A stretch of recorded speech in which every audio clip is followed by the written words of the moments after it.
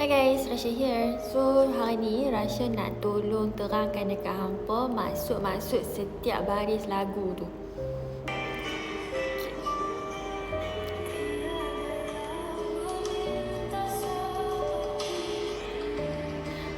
Maksud dia yang tiada meminta seperti ini tu, maksudnya kita ni tak minta pun kita dilahirkan dekat sini.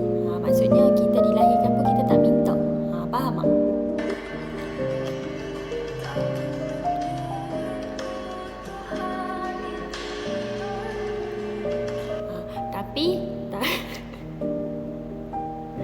Tapi Tuhan tu dia baik.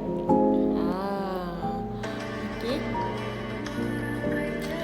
Merangkai cerita sehebat ini tu maksudnya Tuhan tu dia baiklah untuk bagi kita